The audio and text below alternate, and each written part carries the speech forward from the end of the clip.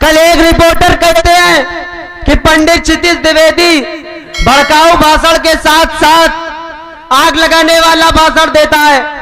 अरे तुमको पता है 700 किसान मर गए, मीडिया नहीं बोली ना।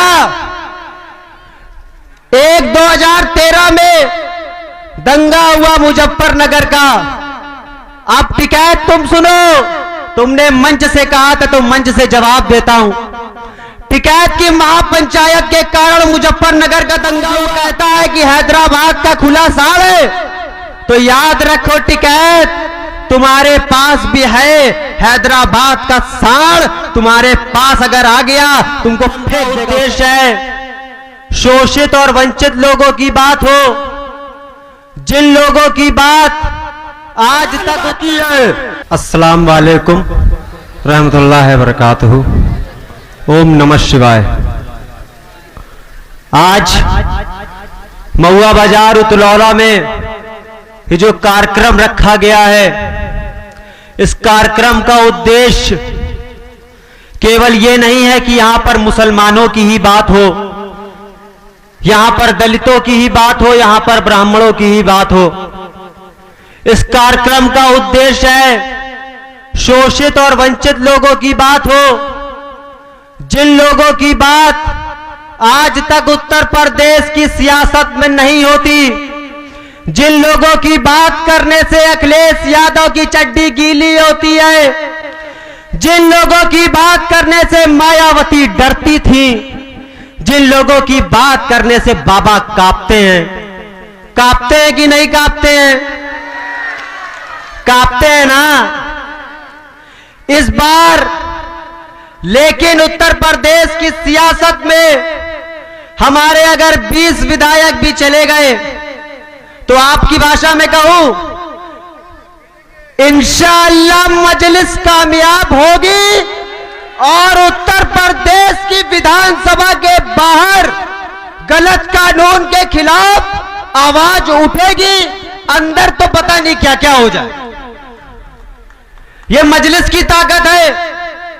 हमारे में कहा जाता है कि दरबार तेरा दरबारों में एक खास अहमियत रखता है, उसको वैसा मिल जाना है जो जैसी नियत रखता है।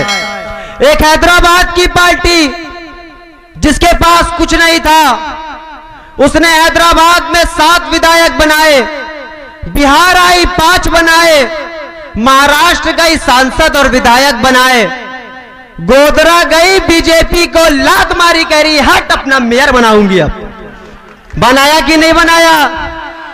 मैं आपके दरमियान में कोई वोट और मंत्री और संतरी बनने की चाहत से नहीं आया। मैं आपसे कहने आया हूं कि मुसलमानों जाग जाओ, वरना मिटा दिए जाओगे। बाबा दोबारा आ गए तो खाना भी नहीं खा पाओगे।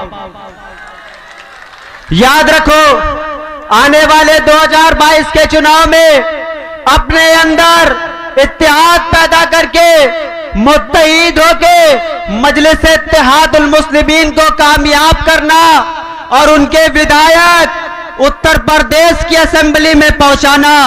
मैं यकीन से कहता हूं कि आपको पकौड़े तलने की जरूरत नहीं पड़ेगी।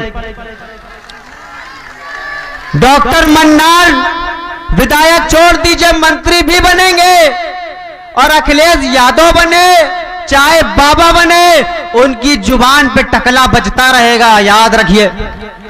कल एक रिपोर्टर कहते हैं कि पंडित क्षितिज द्विवेदी भड़काऊ भाषण के साथ साथ आग लगाने वाला भाषण देता है। अरे तुमको पता है 700 किसान मर गए, मीडिया नहीं बोली ना। 2013 में दंगा हुआ मुजफ्फरनगर का। अब टिकैत तुम सुनो, तुमने मंच से कहा था तो मंच से जवाब देता हूं। टिकैत की महापंचायत के कारण मुजफ्फरनगर का दंगा हुआ। आज वो कहता है कि हैदराबाद का खुला साड़ है, तो याद रखो टिकैत, तुम्हारे पास भी है हैदराबाद का साड़, तुम्हारे पास अगर आ गया तुमको फेंक देगा उत्तर प्रदेश से निकाल के। मैं आज आपसे कहना चाहता हूं कि एक मोहतरमा आई वो कहती हैं 2014 में आजादी मिली। अरे उनको यही नहीं पता कि उनका बाप ही उनको 2014 में मिला। अगर ये बात कोई मुसलमान कहता तो पुलिस उसको ले जाती और उसको गद्दारी के आरोप में बाबा कहते इसको ठोक दो, उसने गद्दारी की है। कहते कि नहीं कहते? कहते ना। तो बाबा ने और मोदी ने कार्रवाई क्यों नहीं की कंगना रनौत पे? क्यों नहीं की? पता है क्यों नहीं की? उनकी रिश्तेदार हैं। मुझसे कहा जाता है पंडित होकर एमआईएम में क्यों? अरे शहनवाज हुसैन तुम्हारे दामाद है, उस पर आवाज नहीं निकलेगी। शहनवाज हुसैन के लिए सीए एनआरसी नहीं है, केवल आप लोगों के लिए। पहले शहनवाज हुसैन का कागज चेक करो, बाद में हमारा चेक। 3 तलाक पे बोला कौन? ओवैसी। दिल्ली में नारे लगाए गए, बोला कौन? ओवैसी। बाकी क्या गूंगे थे क्या? उनकी जुबान काट दी थी।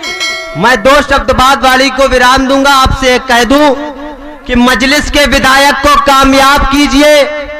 हमारे जीते हुए नुमाइंदे उत्तर प्रदेश की असेंबली में जाएंगे तो उनकी जुबान पर पार्टी का ताला नहीं होगा। अगर जुल्म हिंदुस्तान की किसी मां बहन के खिलाफ होगा तो याद रखो उसका भाई है ओवैसी।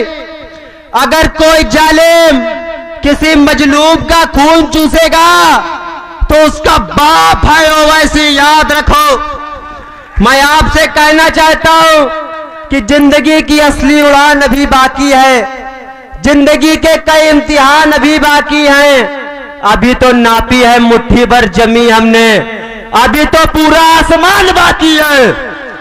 शुक्रिया।